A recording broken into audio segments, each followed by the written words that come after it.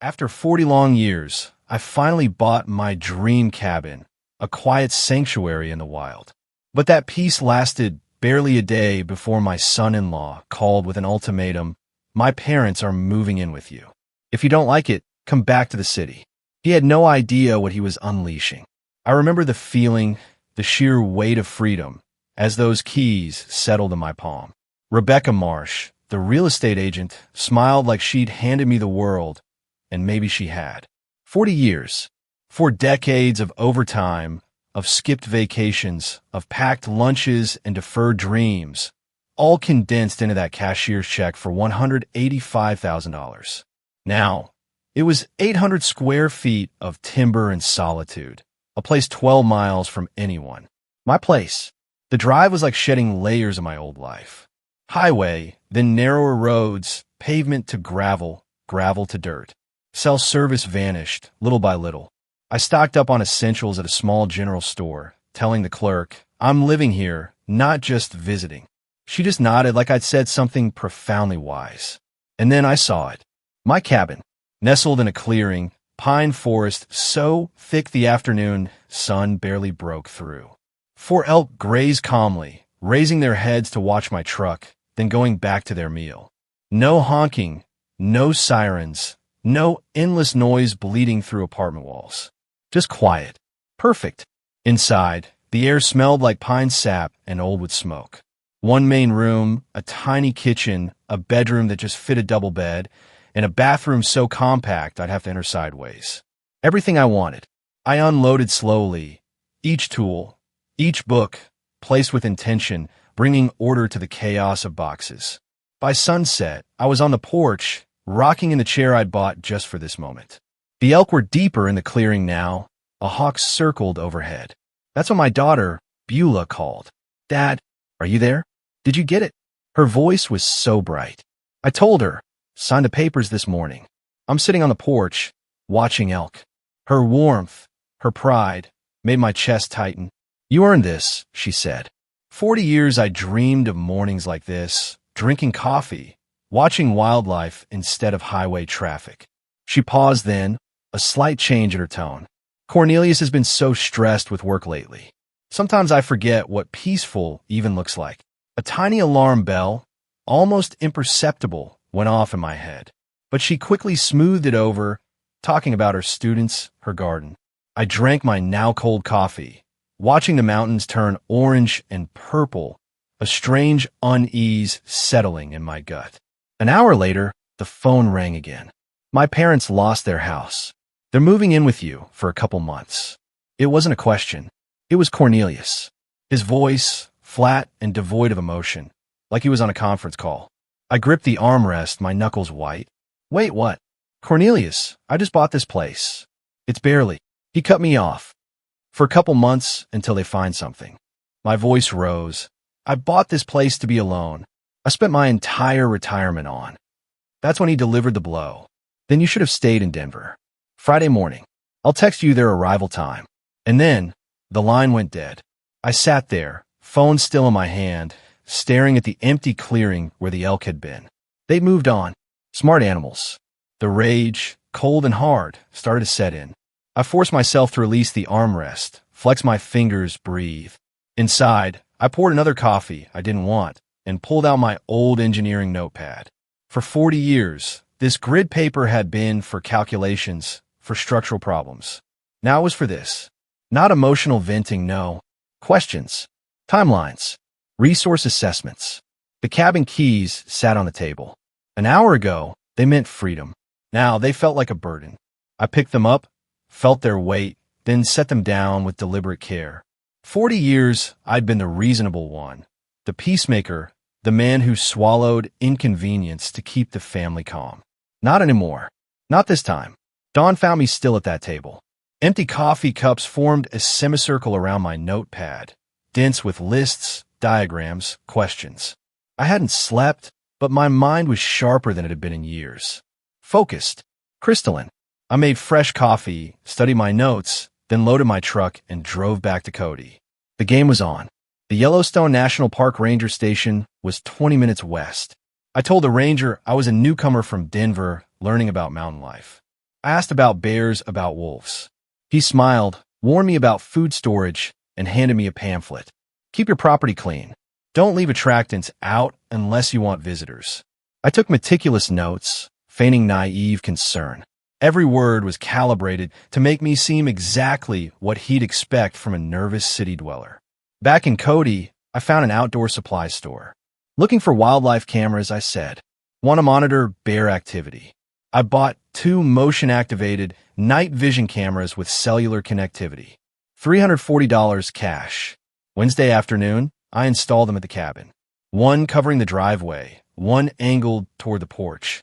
The engineering part of my brain, honed by 40 years of structural problems, found satisfaction in the precision. Hide them, position them for optimal capture, test, adjust, verify.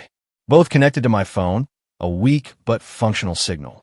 Thursday morning, back to Cody, to the butcher shop. Need 20 pounds of beef scraps, I told him. Organ meat, fat trimmings for dogs. The butcher didn't even blink. $45 for the pungent, blood-soaked bundles. Thursday afternoon, I stood in the clearing behind my cabin. The wind was from the west. I placed the meat in 3 calculated piles, upwind from the cabin, far enough to draw predators, but close enough to the property. I wasn't trying to endanger anyone. I was trying to educate them. I walked back inside, locked the windows, turned down the heat. I paused at the door, took one last look at the place I'd inhabited for less than 3 days, and left. The drive to Denver took 5 hours. My old suburban house felt hollow. I set up my laptop, propped my phone, and waited. By the way, if you're still with me, if you're still gripped by this story, make sure to hit that subscribe button. You won't want to miss what else unfolds or what other unbelievable tales are coming. Friday morning, 10 a.m. A sedan appeared on my phone screen. Leonard and Grace emerged, their faces etched with displeasure. This is where he's living now. Grace wrinkled her nose. It smells like pine and dirt. Leonard scoffed. Well, we'll stay a few months. Let Cornelius figure out the next step. Then Grace froze. Leonard, wolves, 3 shapes, gray and brown, emerged from the tree line, moving with cautious purpose toward the meat piles. They weren't interested in the humans, just the food. Leonard turned white. Get in the car. Get in the car now. They scrambled. Grace stumbled. The car door slammed. The engine roared. Gravel sprayed as they reversed wildly, then accelerated down the driveway. The wolves, unbothered, continued their meal. I closed my laptop, picked up my coffee, and took a slow, deliberate sip. 20 minutes later, my phone rang. What did you do? Cornelius's voice had lost its business-like edge. Now it was pure fury. My parents nearly got attacked. I said calmly, I didn't do anything. I warned you. This property is in the wilderness. He screamed. You set this up. You baited those animals. My response was quiet, firm. Cornelius, I live in wolf country. Wolves live. Here. This is their home. Maybe you should have asked before assuming you could use mine. He hissed. You're insane. You're going to what? I challenged. Zoom me because wildlife exists on my property? Good luck with that. This isn't over, he shrieked. No, I said, it's just beginning. I pressed end call. The mountains rose in the distance outside my Denver window. Somewhere up there, my cabin waited. This wasn't about defense anymore. This was about something else entirely. 2 weeks passed. I settled into the routine I'd imagined. Coffee on the porch at dawn, reading, but the peace felt conditional, like standing on ice. I checked my phone more often, kept the camera feeds open. Mid-April brought warmer afternoons. I was splitting firewood when my phone rang. Beulah, Dad, please. Her voice broke. She was crying. Cornelius, show me the footage of the wolves. That could have been so much worse. I walked to the porch. Beulah, honey, wolves live in these mountains. I didn't create that situation. I warned Cornelius this wasn't appropriate housing for his parents. But the script was obvious, rehearsed, coached. My daughter had become his messenger. But you knew they were coming. You could have done something to make it safer. I bought this property for solitude, I said, keeping my voice level. No one asked if I was willing to host guests. But I'm willing to meet with Leonard and Grace to discuss options. Hope flooded her voice. You are? Really? I'll meet them in town. Neutral ground. We'll talk. After he hung up, I stood watching clouds move across the mountains. She genuinely believed she was helping, and that, somehow, made it worse. 2 days later, I drove to Cody. I'd spent both evenings preparing, researching rental prices, printing a standard short-term agreement. I practiced my presentation in the truck mirror. Firm but not hostile, clear but not cold. I arrived 15 minutes early at the Grizzly Peak Cafe, chose a table with a clear view of the entrance, and ordered black coffee. Leonard and Grace arrived exactly on time. Cornelius must have driven them, coaching them. They walked in like I'd summoned them to court. "Hello, Leonard." "Grace, would you like coffee?" Leonard ignored me. "Ray, this has gone on long enough. We need those keys today." Grace added, "We're here because family is supposed to help family." I pulled the rental agreement from my folder, slid it across the table. It made a soft sound. "I agree," I said, which is why I prepared a proposal. Leonard glanced down, then his face reddened. "A rental agreement? You're charging us rent. Market rate for a furnished property in this area. $1,200 monthly, 6-month lease, standard terms. You want money from your own family?" he yelled, and other patrons glanced over. Grace leaned forward, her expression wounded. "I never thought you were this kind of person, Ray. Greedy. Just plain greedy." I stood, collected my folder, picked up my coffee cup, a habit of courtesy, the kind of gesture that separated me from people who expected to be served. "Then I guess we don't have an agreement. You'll need to find alternative housing.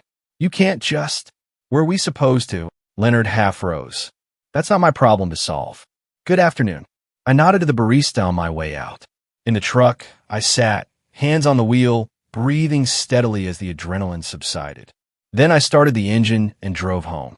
That evening, my phone became a weapon, aimed at me from multiple directions. First, Cousin Linda, someone I hadn't spoken to in 3 years. "Ray, it's Linda. I heard you've been having some difficulties." "Difficulties? From whom?" "Cornelius called me. Said you're isolated in the mountains, acting strangely." The strategy was clear. He was building a narrative, planting seeds with every family member he could reach. "Linda, I'm fine. I retired to Wyoming." "That's not strange. That's a plan I've had for years." He said there was an incident with wild animals, and you refused to help his parents. "That's an interesting version of events. Thanks for checking on me, Linda. I'm doing well." I ended the call. 20 minutes later, a former colleague from Denver. Same script, different voice. The third call came at 8:30. Beulah again. "Not crying now. Angry. You embarrassed them. In public. What were you thinking?" I offered them a fair solution. They rejected it. "A rental agreement? Dad, they're family. Cornelius's parents. And this is my home, my retirement, my one place of peace, which I bought with money I saved for 40 years. Her voice was cold. Cornelius was right. "You've changed. You've become someone I don't recognize." The words landed like she'd meant them to. Something cracked inside my chest, but I kept my voice quiet, controlled. Maybe I have, or maybe everyone else has, and I'm just finally noticing. The line went dead. She'd hung up on me. I sat at the kitchen table, phone in hand. 3 calls in one evening, all echoing the same thing. Ray Nelson is unstable, dangerous, unreasonable.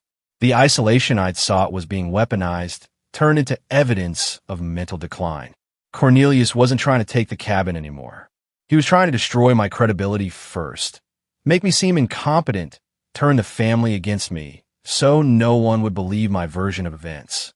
Isolate the target, control the narrative, strike when they're defenseless. Classic strategy. I opened my laptop. Mr. David Thornton, attorney at law. I sent the email at 9:47 that night. Careful words, factual language, no emotion. I needed legal advice regarding family pressure, potential claims, asset protection. Then, I poured myself a bourbon.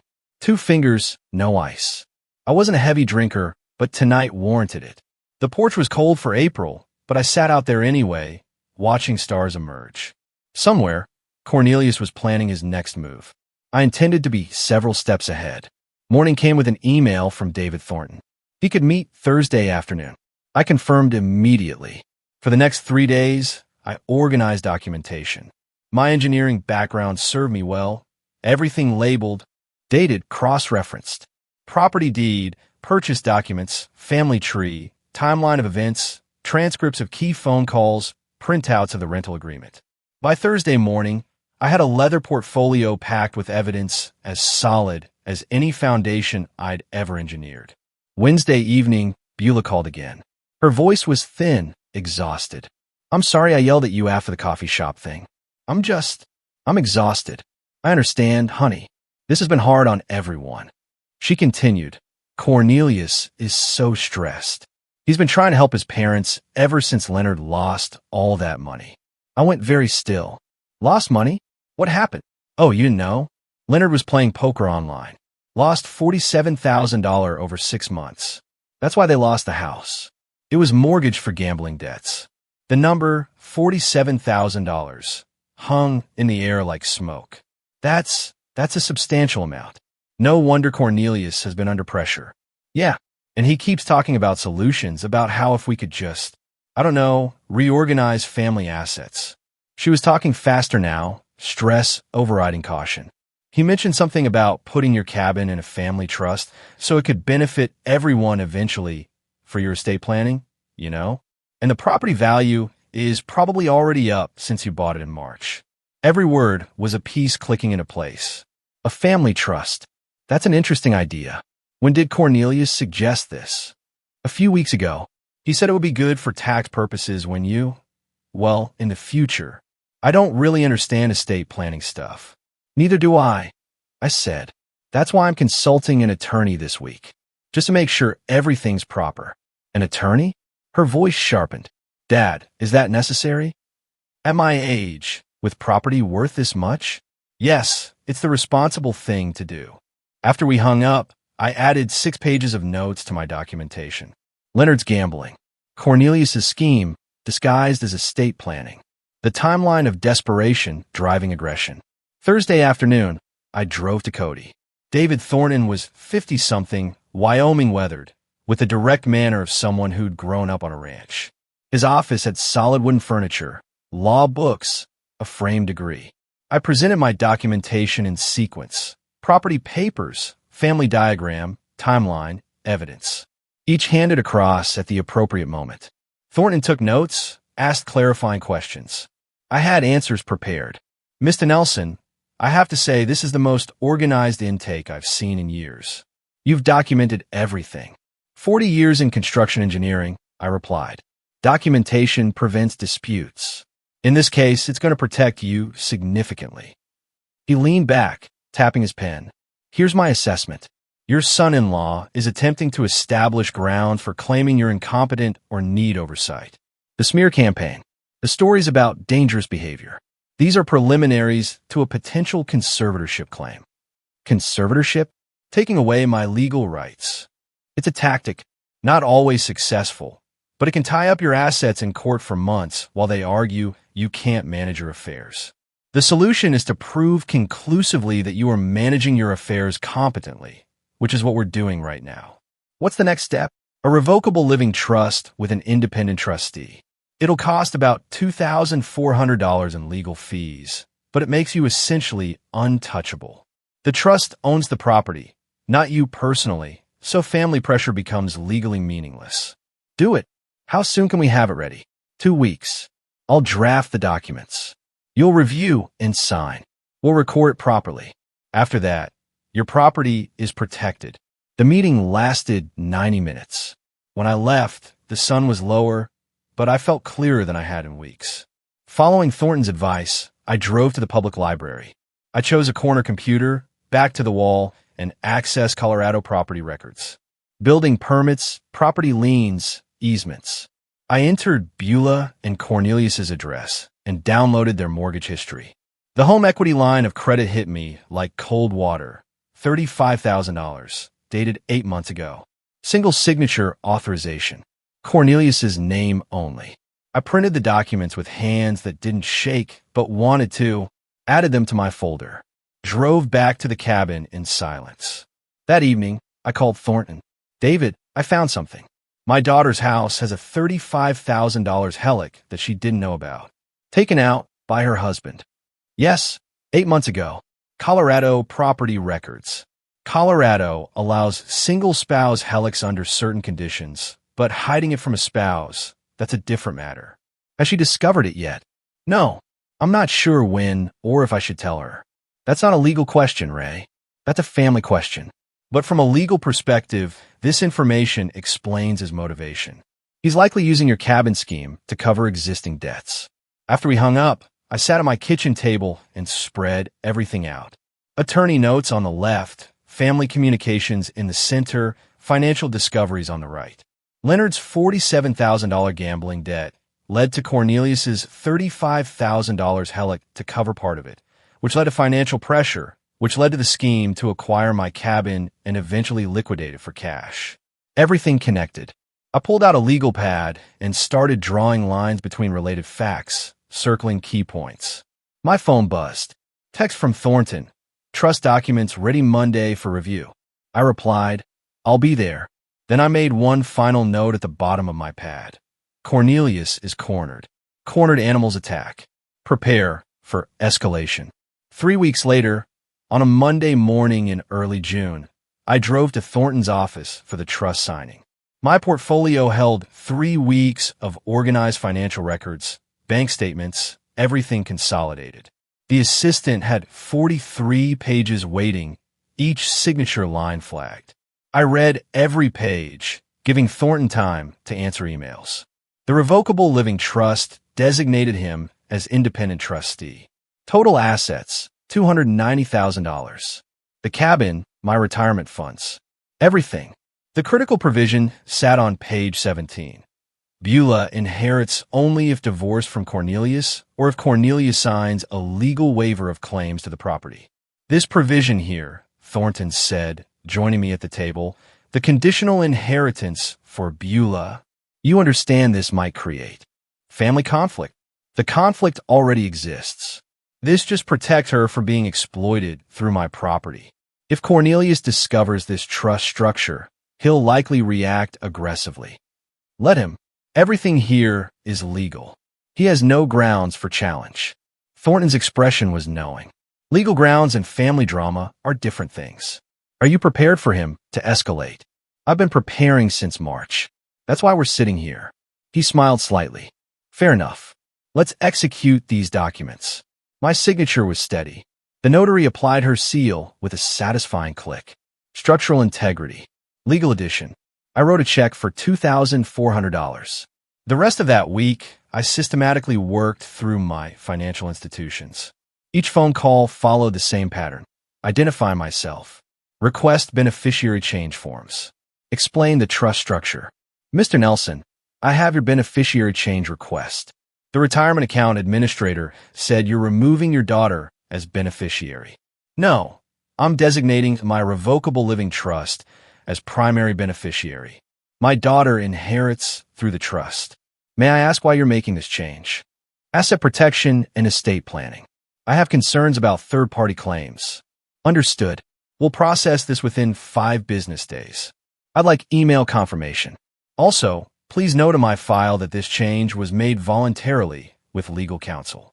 I'm documenting my competency for all financial decisions. A pause. That's unusual, but I'll add that notation. By Friday, every asset I owned was protected. I kept a checklist on my kitchen table, marking each completed task with satisfaction. 2 weeks later, Beulah called. Dad, Cornelius has been so weird lately. Her voice was thin, exhausted. Asking about your finances, whether you've updated your will. I sat down my coffee carefully. I have done some estate planning. It's responsible at my age. I know, but he got really angry when I mentioned you set a trust. He called it a betrayal. Why would your estate planning betray him? It's not his inheritance. My hand tightened on the phone. Beulah, did you tell him details about the trust? I just mentioned you set one up. I didn't think it was a secret. Is it? No, not a secret. Just private. What exactly did Cornelius say? He said you're cutting the family out and being manipulated by lawyers. Dad, what's going on? Why does he care so much? That's a very good question, honey. One you should probably ask him directly. After hanging up, I immediately called Thornton. Cornelius knows about the trust. His response was immediate. How soon can you get a medical evaluation? The next day, I was repairing the porch railing when Cornelius's car came fast up the driveway, spraying dirt and gravel. He jumped out, door left ajar, and stormed toward me. I calmly set down my tools, retrieved my phone, and started recording video. I stood at the top of the porch steps, 6 stairs up, giving me an elevated position. Cornelius had to approach uphill, looking up at me. I held the phone at chest height, lens obviously pointed at him. Cornelius, you're on my property uninvited. I'm recording this conversation. I don't care about your recording. His face was red, movements aggressive. You set up some legal scheme to steal from your own daughter. The trust protects my assets and ensures Beulah inherits appropriately. It's completely legal. Appropriately? What does that mean? Unless she divorces me. That's what you really want, isn't it? The trust ensures my property isn't subject to claims by third parties. That's standard estate planning. Third parties? I'm family. Your son-in-law. You're my daughter's husband. You have no legal claim to my property. The trust simply formalizes that reality. His voice climbed higher. We'll see about that. I'll get a lawyer. I'll contest this. I'll make sure you never see Beulah again. You're threatening to isolate my daughter from me because I protected my own property? That's interesting. For the record, this isn't over. Then leave my property now, or I'll call the sheriff for trespassing. He stormed back to his car, engine roaring, gravel spraying as he reversed and sped down the driveway. I stopped recording, reviewed the footage. Faces visible, audio clear. Threats documented. I uploaded it to cloud storage and emailed a copy to Thornton. Subject line, evidence hostile confrontation. That evening, I wrote a detailed incident report.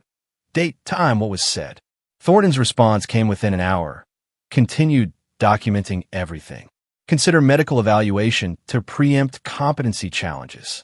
Expect retaliation. They're running out of options. I called Dr. Patricia Chen's clinic the next morning. I'm 67, I told the receptionist. I own property, and I want documentation that I'm healthy and competent. Preventive planning. Monday morning, I was at Dr. Chen's clinic. She was a sharp woman in her 50s, with the weathered competence of someone who'd practiced rural medicine for decades. I see, she said. Unfortunately, I've encountered situations like this before. Adult children sometimes challenge parent competency to gain control of assets. That's exactly what I'm preventing. Can you provide a detailed written assessment? Absolutely. I'll conduct comprehensive cognitive testing and provide a formal letter for legal purposes. Correct. I want documentation that can stand up in court if necessary. The examination took 90 minutes. Cognitive testing, memory recall, counting backward. I drew a clock showing 3:15 precisely. I remembered the 3 words. When finished, Dr. Chun printed a letter. Mr. Ray Nelson is mentally competent, physically healthy, fully capable of managing his own affairs and making independent decisions regarding his property and finances. Patient alert, oriented, cognitively intact, no signs of dementia, confusion, or diminished capacity. She signed it, applied the clinic stamp, and handed me the letter and copies of all test results. $240. Worth every penny. 2 days later, I was organizing tools in my workshop shed when an unfamiliar sedan pulled up. A professional-looking woman in her 40s emerged, carrying a tablet and an official folder. Mr. Nelson, I'm Margaret Willows from Adult Protective Services. I'm here regarding the complaint filed about your welfare. A flash of anger, quickly suppressed. A complaint by whom? I can't disclose that during my initial assessment. May I come in? Of course. Would you like coffee? No, thank you. This is a standard welfare check. I let her inside. I should tell you up front. I'm involved in a property dispute with family members. I suspect this complaint is part of that conflict, not genuine concern about my welfare. I appreciate your honesty. I'll conduct my assessment objectively. If the complaint is unfounded, I'll document that. Margaret walked through the cabin, documenting everything. The kitchen was clean, organized, bills paid. Refrigerator stocked. Bathroom tidy. No hazards, no signs of neglect. Do you have any difficulty managing daily tasks? No difficulty at all. I've lived alone since retiring. I manage everything independently. The complaint mentions concerns about your mental state. Have you experienced memory problems, confusion, or difficulty making decisions? I retrieved the folder from my desk. I had a comprehensive medical evaluation 2 days ago, specifically to address this concern. She read Dr. Chen's assessment carefully. This is very thorough and recent.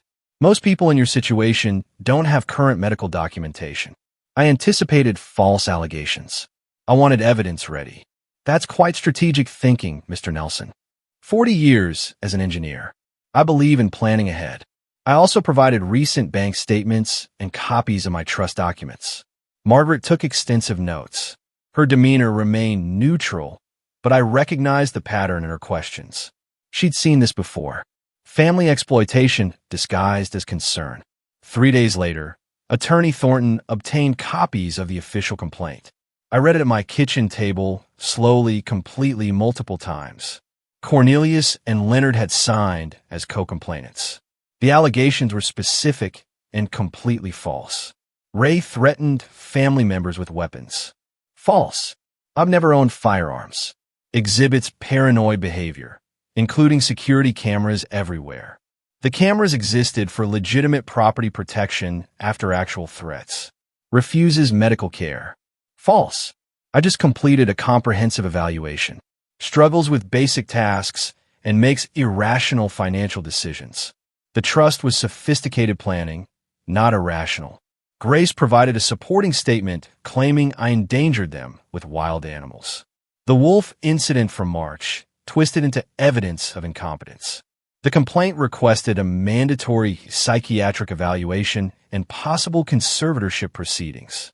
My jaw tightened. My knuckles went white. They weren't just attacking my property anymore. They were attacking my autonomy, my competency, my freedom. This was war. 10 days after Margaret's visit, official notification arrived. Adult Protective Services case closed. Complaint determined unfounded. Margaret's report clearly stated, subject is competent, living independently and safely. No evidence of exploitation, neglect, or diminished capacity.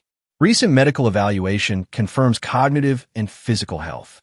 Complaint appears motivated by family property dispute rather than genuine welfare concerns.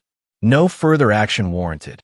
I created a new folder, APS False Complaint Evidence.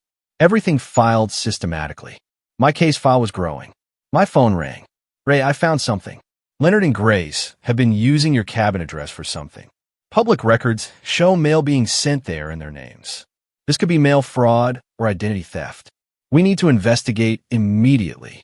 I looked out the window at the mailbox. I hadn't thought to check for mail addressed to people who don't live here. I'm heading there now. I drove down the quarter-mile dirt road to the mailbox.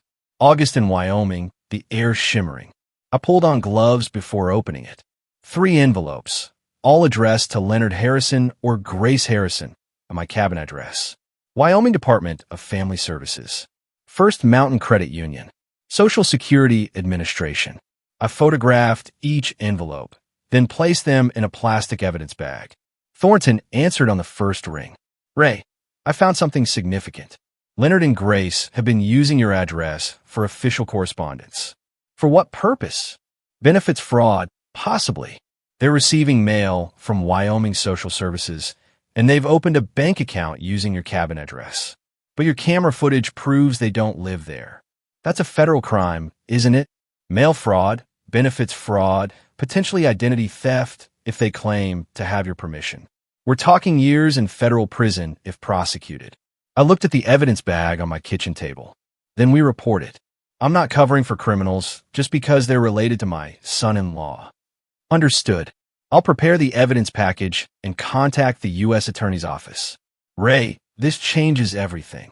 Once federal charges are filed, their credibility is destroyed. Good. Maybe they'll finally face consequences for their actions. The next week moved quickly. I compiled evidence with the same precision I brought to 40 years of engineering projects.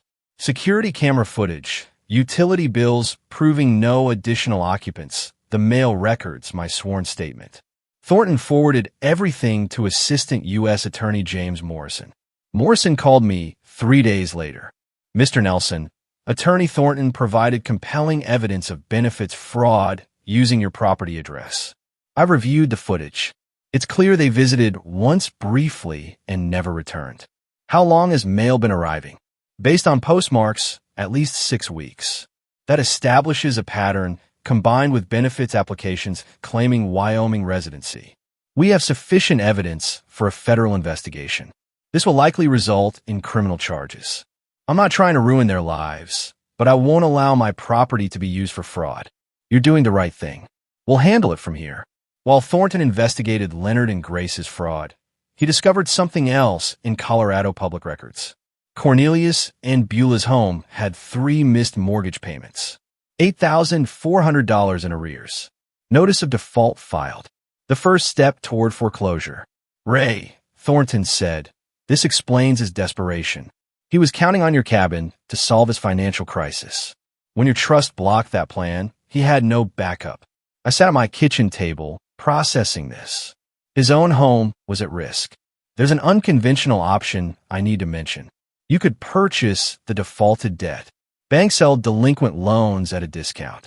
You become the creditor, but anonymously through an LLC. Cornelius would never know. The implications settled over me slowly. That would give me complete leverage. Yes, but it's also ethically complex. You control whether your daughter keeps her home. Let me think about it. I walked my property that evening, circling the cabin, following the tree line. If I bought the debt, I'd control Cornelius's future. That was power I'd never wanted. But if the bank foreclosed, Beulah would lose her home. She was innocent in all this. The next morning, I called Thornton. Do it. Buy the debt. But Beulah can't know yet. Not until I can explain everything. The transaction took a week. $31,000 from my savings, creating Mountain Holdings LLC with me as beneficial owner. Cornelius received notification that his loan had been sold, but no information. About the new creditor, I filed the wire transfer receipt in a folder labeled Simply Leverage. By mid-August, my position had transformed completely. Leonard and Grace faced federal investigation. Cornelius's mortgage debt was secretly under my control. Every manipulation attempt was documented. My own property and assets were legally untouchable. But I felt no triumph, just weariness. This was supposed to be peaceful retirement. Instead, it had become warfare, and my opponents had forced me to fight back. I sat on my porch at sunset, the evidence folder stacked beside me. Beulah deserved to know the truth. All of it. She deserved to understand what her husband had done, what danger her home was in, what her father had been protecting her from. I pulled out my phone and typed, "Honey, we need to talk. Can you come to the cabin this weekend? Just you. It's important." Her response came 10 minutes later. "Is everything okay? You're worrying me." "Everything's fine with me. But there are things you need to know about your financial situation. Things Cornelius hasn't told you." "What things?" "Dad, you're scaring me." "Not over text. In person. Saturday afternoon. I'll make lunch. Cornelius has a work trip this weekend. I can come Saturday." "Perfect. Just you. This conversation is between us." "Okay. I'll be there around noon." I sat down the phone and looked at the mountains darkening against the sunset. Tomorrow, I'd prepare. Saturday, I'd tell my daughter how badly her husband had betrayed her trust. The truth wouldn't be easy. She might not believe me initially. She might be angry, but I kept these secrets long enough. Saturday morning arrived with crystalline clarity. I woke early, nervous in a way I hadn't been throughout this entire conflict. Facing Cornelius required strategy. Facing my daughter required something harder, honesty that would hurt her. I cleaned the cabin, already spotless, but I needed the activity. Prepared chicken salad sandwiches, her childhood favorite. Organized the evidence folder on the kitchen table, right where she'd sit. Her sedan appeared around 11:30. She looked tired, worried. I met her on the porch and hugged her. She was tense. We started with coffee and small talk, her teaching job, the weather. Anything but the real conversation. But the folder on the table kept drawing her eyes. Finally, she asked, "Dad, what's going on?" "Your text scared me." I took a breath. "Honey, there are things about your financial situation that Cornelius hasn't told you. Serious things. She laughed nervously. What? Did he forget to pay a credit card bill? He sometimes gets distracted. Your house is in foreclosure. 3 months of missed mortgage payments. The bank was about to take your home. Her face drained of color. That's not possible. We pay the mortgage. Cornelius handles it online every month. That's what he told you. Here's what actually happened. I slid the notice of default across the table. She read it slowly, her hands beginning to shake. This says the loan was sold to Mountain Holdings, LLC. Who is that? That's me. Well, technically a company I own through my attorney. I bought your debt from a bank. You bought a mortgage. Shock transformed her expression. Why would you? How can you even? What does that mean? It means instead of the bank foreclosing and you losing your home, I control the debt. You and Cornelius owe me now, not the bank. She stood abruptly, emotion rising. This is insane. Why didn't you just tell me the mortgage was behind? Would you have believed me? Or would Cornelius have explained it away? I needed leverage to protect you from what's coming next. I let that settle, then continued. There's more. 8 months ago, Cornelius took out a home equity line of credit for $35,000 against your house. That's not true. We'd both have to sign for that. I slid the HELIC documents across. In Colorado, under certain circumstances, one spouse can secure a HELIC. Here's his signature. Where's yours? She examined the papers, hands shaking badly now. I never signed this. I've never even seen this paperwork. $35,000. Where did it go? Best guess. Covering some of Leonard's gambling debts. Remember you told me Leonard lost $47,000 in online poker.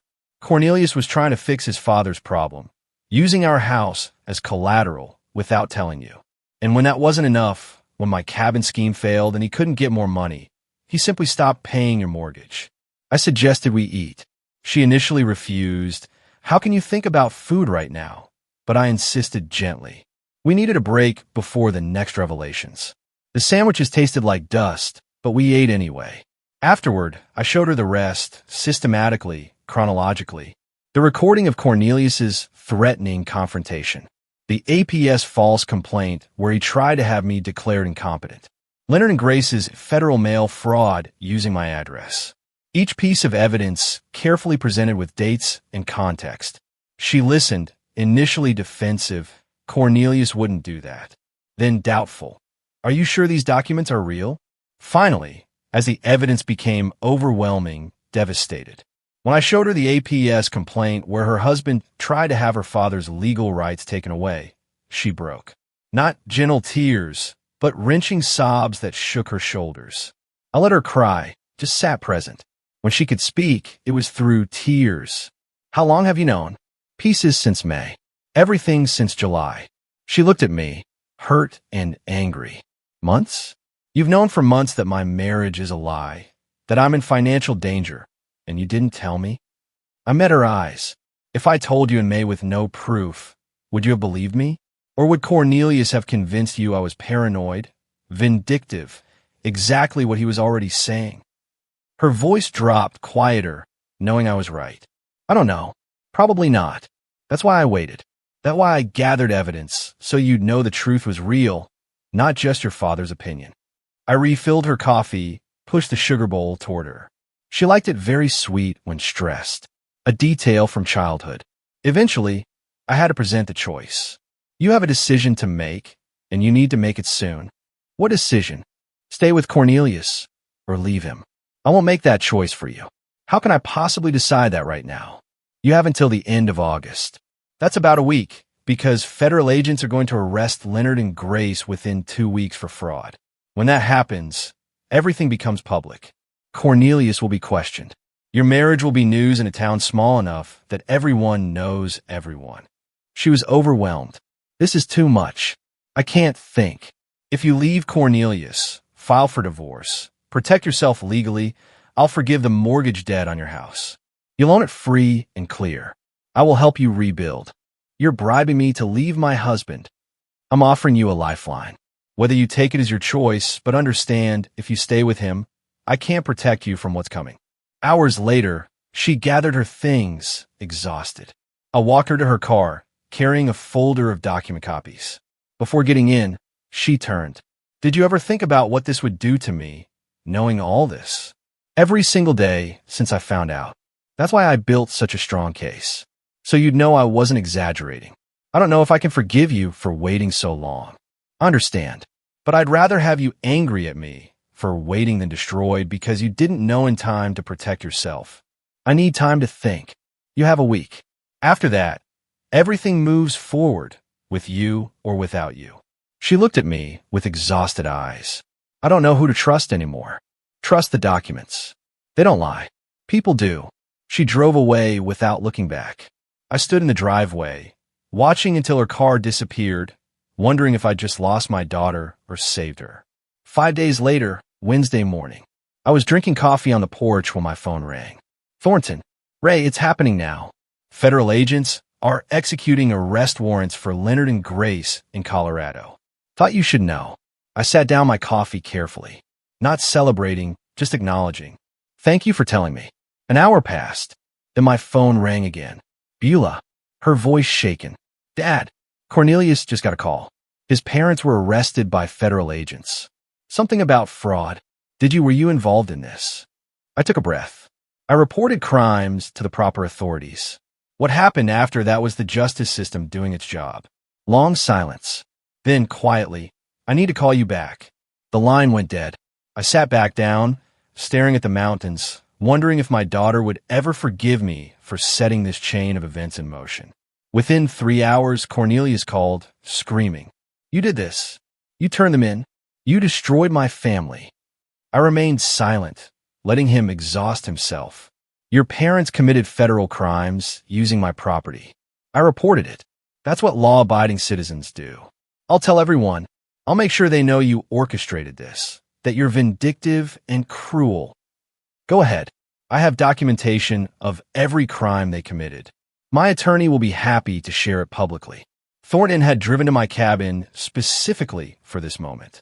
I handed him the phone. Mr. Harrison, this is David Thornton, legal counsel for Ray Nelson. His voice was professional, measured, final. Your parents committed federal crimes. My client fulfilled his civic duty by reporting those crimes to authorities. Any attempt to defame him will result in immediate legal action. Click. Cornelius had hung up. Friday afternoon. Cornelius attempted to sell the house he shared with Beulah, desperately needing cash for his parents' legal defense, for his own survival. But the title search revealed the problem. The mortgage was in default and owned by Mountain Holdings, LLC. His realtor explained he couldn't sell without the lien holder's approval. Cornelius called Thornton in a panic. Your firm owns my mortgage. How is that possible? My client purchased your defaulted debt through legal channels. You were notified weeks ago that your loan was sold. I need to sell this house. My parents need lawyers. Thornton's response was calm. My client is willing to discuss terms. You'll receive a formal offer within 24 hours. Saturday morning, a courier delivered a certified letter. Inside, a formal offer from me through Thornton's firm. Terms, I would forgive the entire mortgage debt. $35,000 remaining balance plus $8,400 in arrears. Total debt forgiveness of $43,400. Conditions. Cornelius must sign divorce papers with no asset claims. He must sign a legal waiver relinquishing any claims to my property, estate, or assets. He must sign a sworn statement acknowledging he had no legal right to use my cabin or involve me in his financial problems. Deadline, 72 hours. If he refused, I would foreclose immediately. He'd lose the house anyway, with nothing gained. Cornelius called Beulah, tried to convince her to fight this with him. Her response, which I learned later, was simple. I already filed for divorce yesterday. Sign the papers, Cornelius. It's over. Monday morning, Cornelius appeared at Thornton's office. Thornton described him later. Disheveled, unshaven, dark circles under his eyes, hands shaking. He signed every document.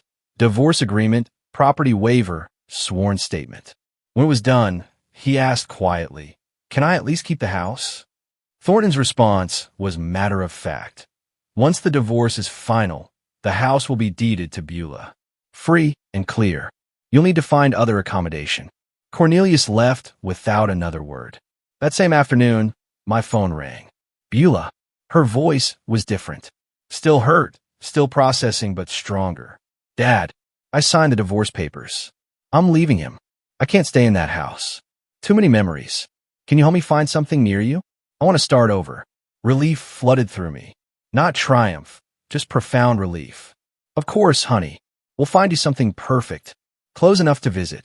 Far enough for your independence. Are you disappointed in me for not seeing what he was sooner? Never. You trusted someone you loved. That's what good people do. He betrayed that trust. That's on him, not you. Her voice broke slightly. Thank you. I needed to hear that. You're my daughter. I'm proud of you for making the hard choice. That takes real strength. After we hung up, I walked outside to the porch, sat in the rocking chair I'd bought for retirement. For the first time in months, I simply sat still.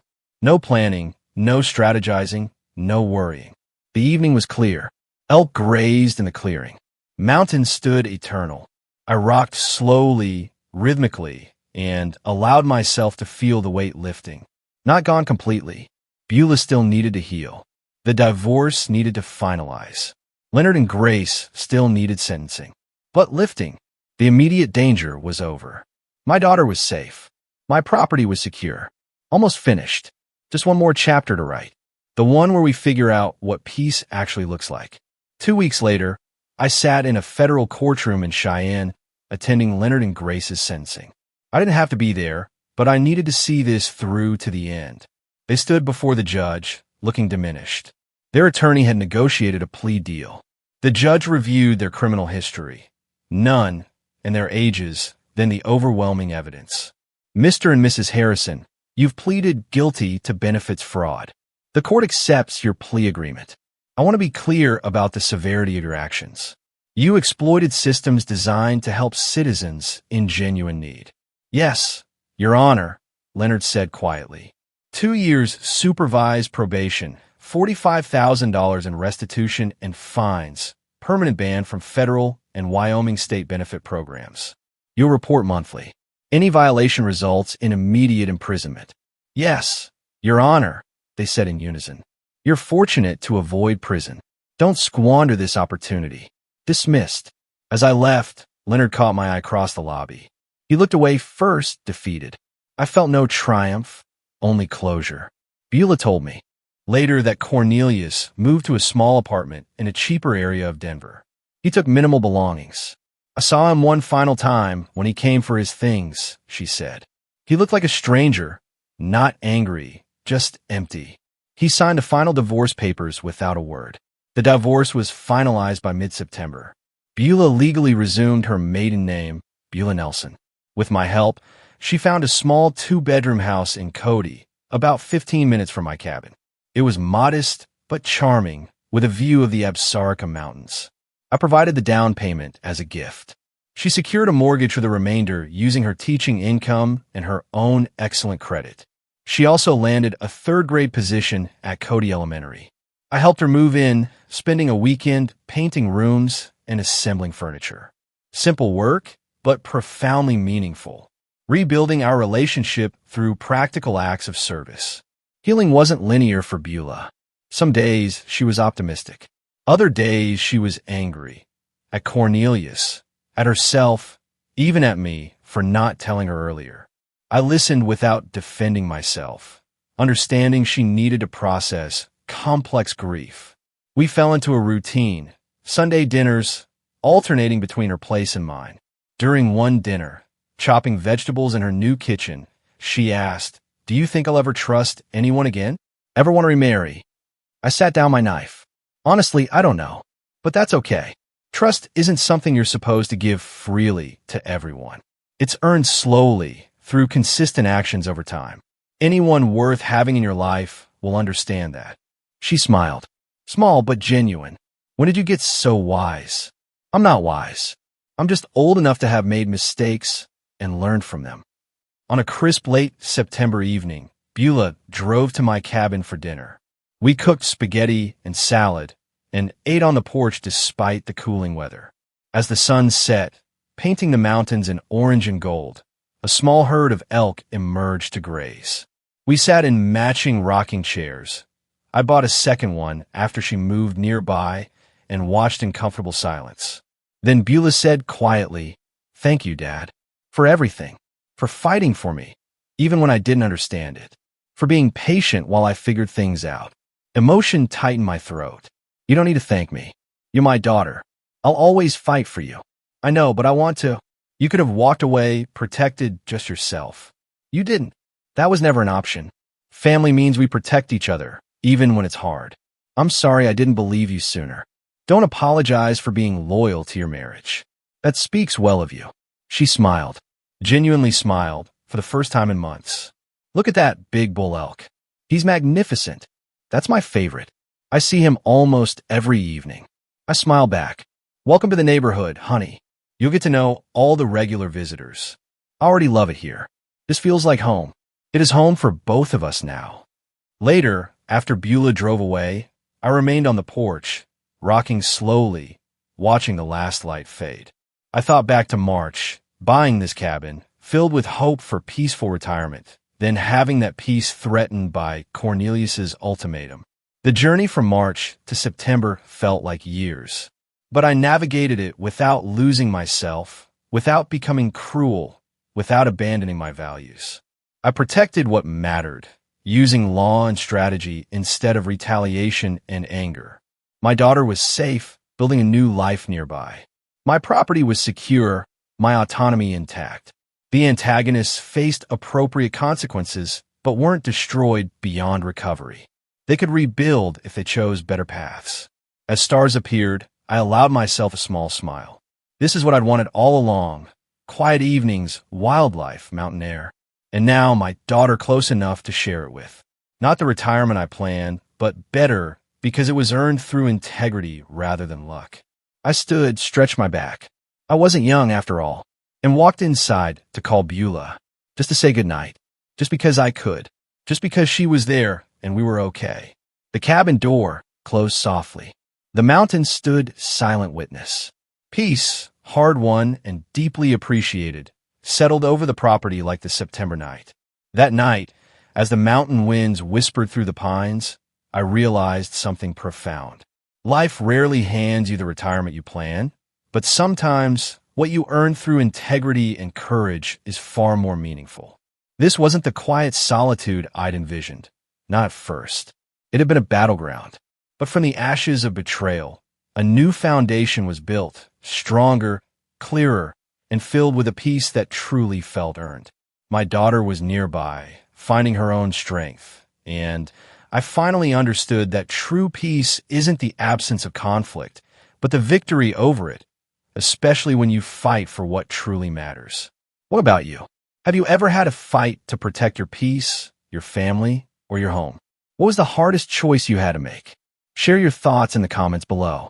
I'd really love to hear what you think.